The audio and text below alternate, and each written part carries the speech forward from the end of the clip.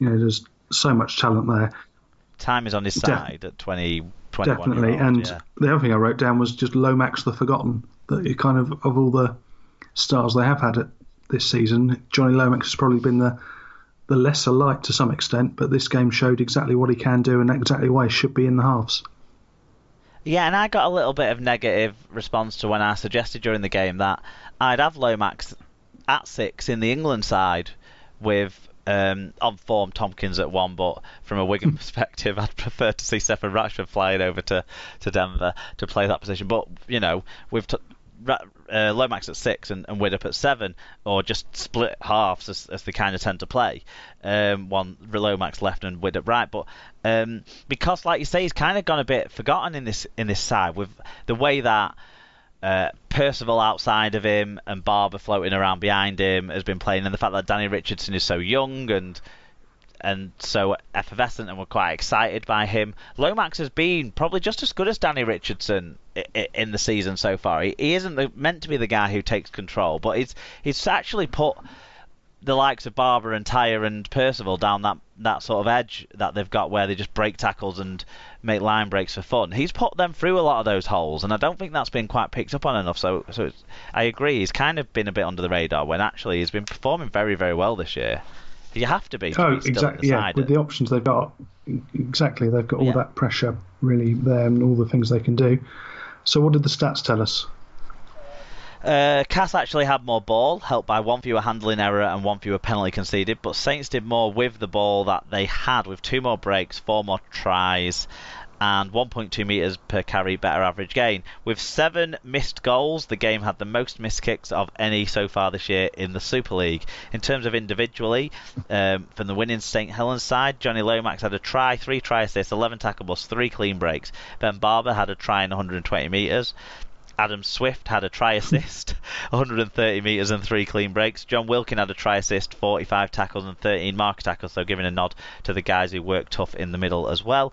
For Cass, Ollie Holmes had a try, he ran a great line, but the clock wasn't quite going to be on this time. 142 metres, 3 successful offloads. Liam Watts a try assist, 100 metres. Paul McShane 2 try assists and 40 tackles, so going both ways from Paul. And Jesse Senni-Lefeo 104 metres, 3 successful offloads. Onto Friday night's games now, and we start with probably the most important result of the weekend, which was Salford 16, Huddersfield 24. It was 10-6 to the Red Devils at half time, so the Giants pulled this one back in front of only 2,343. Liam Moore was the referee in this one, and do you want to no, we'll go in touch on this one, so which is a big shame. Yeah, and so we're going to have to guess how it went. No, vaguely, I've seen the try highlights and read the match review, and it seems to me that kind of as the game wore on, the forwards from the Giants side kind of got more into it. I don't know if that's to do with I don't really know what that's to do with, because Salford seemed to have a lot of their big men back in the side. Kopchak, Mossop, and Mark Flanagan were all playing, who are crucial to kind of the way they go. I suppose Tyrone McCarthy was missed out of that bunch, who are the kind of forward leadership group for them there. But yeah, it looks like a lot of the Giants forwards have big games from what I can see. Yeah, I've got nothing on this one. I've literally seen the tries and that's it. So fair enough. We won't pause on it too long. Then from the tries, it kind of seemed that Salford had a bit of a problem defending around the ruck, and which they have had for much of the season. Powerful tries as a positive for Salford. They have had that for quite a few times this season. We've seen that's been a weakness of theirs, defending around the ruck. Yeah, definitely. The goal line defence isn't what it maybe was last year. Certainly in that regard. And then Junior Sow was a positive light for them, scored 2 very Junior Sowish tries. The second one in particular, when he got the ball, it seemed like when I knew he was going to score, because I was watching the highlights and that's all it was the tries, I kind of assumed he'd got the ball closer to the line than he had, and with less people to barge through than he had, so that was a very good try. So there is some sort of positive there. But Niall Evans went off with an injury. I'm not sure how serious that may be. and obviously the cry for getting more fans through the door hasn't quite found the right ears yet. On that one, okay, stats. Huddersfield were better at not harming their own chances by being on the right side of the error, penalty and missed tackles tallies in this game. They also made a little more ground and had a couple more clean breaks, but the stats suggest 3 fewer errors, 2 fewer penalties conceded, as well as a 2.5% better team tackle success were the big factors in their win. In terms of the stats for individuals, Cruz Leeming had a bit of a return to form after his sin bin run with a try, 2 try assists, 5 tackle busts and 107 metres. I can't believe no one else has made anything of that Cruz Leeming run of the 3 sin bin-ins for the same thing against. It's a little bit. I was when you were talking about it last week, I did think, is the integrity unit going to have a look at that? Is that a bit of a possible betting scam? Who knows? Well, no one seems to notice it, so I can't imagine it is. Jake Mamo playing well in the left centre position this year since he's come back from injury. 1 try assist, 6 tackle busts, 121 metres. Seb Ikehefo had a very Seb Ikehefo stat line of 7 tackle busts, 103 metres, 4 successful offloads. Jerry McGilvery had 6 tackle busts and 118 metres. And players that just missed out on the sort of stats side of things were people like Paul Clough and Daniel Smith as well. So, you know, the forwards are really standing up for Huddersfield at this stage, so that gives them some good optimism. For the losing Salford side, Niall Levels, who we mentioned picking up the injury, before that he had a try assist and 114 metres, and really when they've not had him playing, they look like a team with a huge hole to fill when they don't have their only fullback that they've on their squad playing. George Griffin 42 tackles, Greg Johnson 118 metres, and Daryl Alford always works hard. A try assist, 6 tackle busts and 106 metres for Dr. Devil, Dr. Devil's beard himself there. Okay, the televised game on Friday night was a game of 2 halves, as Hull FC led 12-0 at half-time, but ended up losing to their hosts, the Warrington Wolves, by 30 points to 12.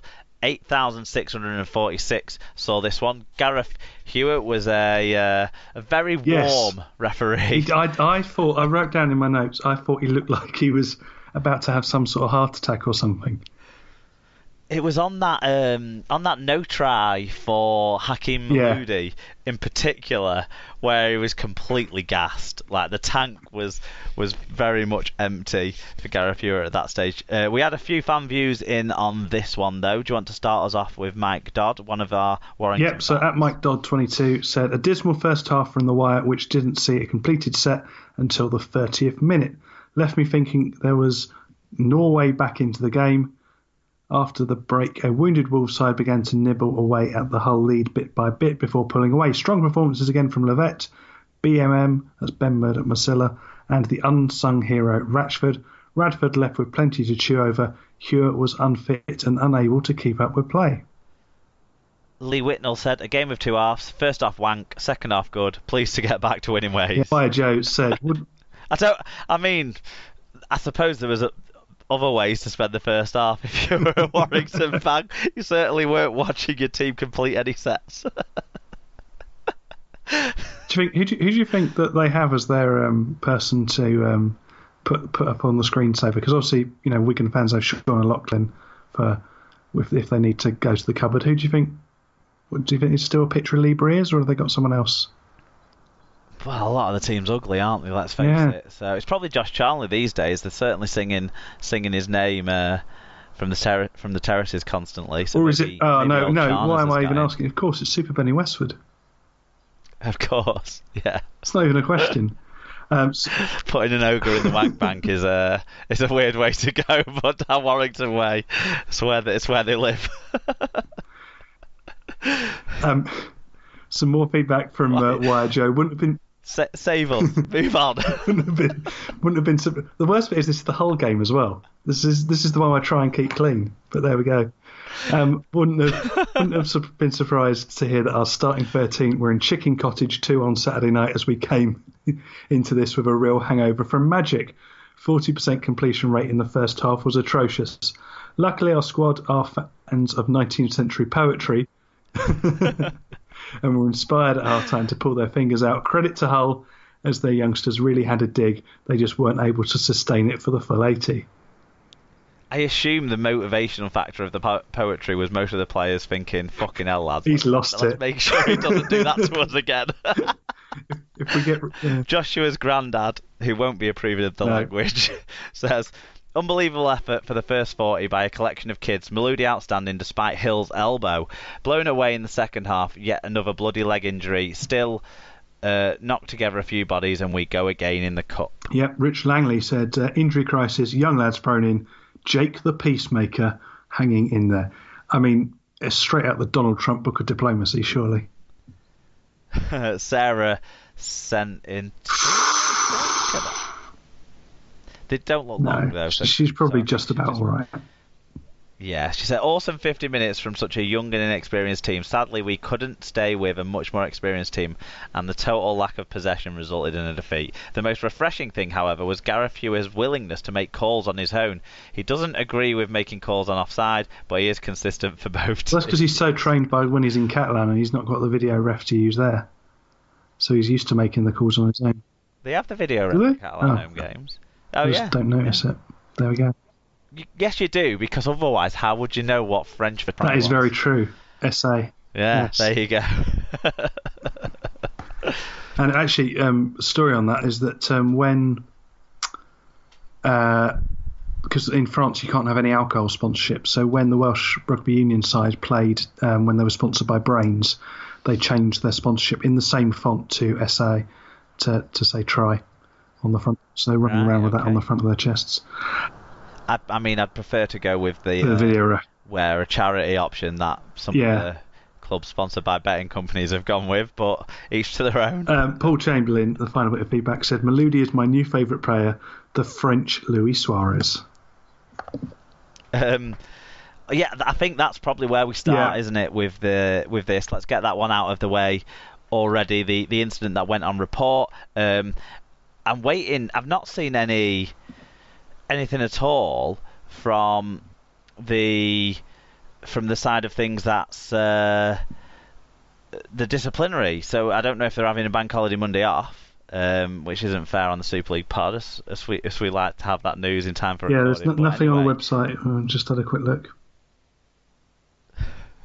No, I had a look before we started recording. But do you want to take us through your views of that? Well, incident? I think it's twofold, really. I think Chris Hill, he brought much of it on himself. He clearly, jammed the elbow into the face unnecessarily. The tackle was pretty much done, and he just rammed it in there. So what was his elbow doing in his face to start with? And I think because of the pressure that was being put on Maludi, it looked to me like it was almost an instinctive reaction that he couldn't do much else, and he felt the force of it go in, and his instant natural reaction was to bite down. I don't think it was a premeditated, I'm going to bite Chris Hill's arm because I want a taste of his arm. Where do you think the alleged bite happened, though? Do you think the alleged bite happened before? Like when he was just rubbing his arm on his face before he picked it up and slammed it right down in his mouth, or do you think it happened after he picked up his arm and slammed it down in his mouth? Either way, Chris Hill should be up in front of the disciplinary just as much as Hakeem Maludi for the way that went down. The way I read it was when he slammed it was the second contact, that when he slammed it down, the second, that's when he was alleging that the bite had happened. Right. But it was interesting that when he called Jack Smith over to witness it, Jack Smith couldn't see it. Yeah, that's true. Neither of the coaches the match officials put it on report, but neither of them could see the mark. Chris Hill was obviously very, very wound up about it, and Maludi kind of looked a bit mischievous. So I'm pretty sure there was teeth on skin there. But I do think Chris Hill had it coming to him if he's going to do that. And he was, in the last. I bite in. I don't condone in any way, shape, or form. And if he has properly bitten him, then he deserves to get a ban. But at the same time, don't smash your arm into people's mouths. No. And Chris Hill has been getting increasingly angry lately. The last few sort of televised games, particularly, obviously, he was quite wound up in the Toronto match and the Challenge Cup. Well, he's desperate for it to be his year, Yeah. isn't he? I think that's probably the feeling I'm getting, is sensing that his career's moving towards the back end now that his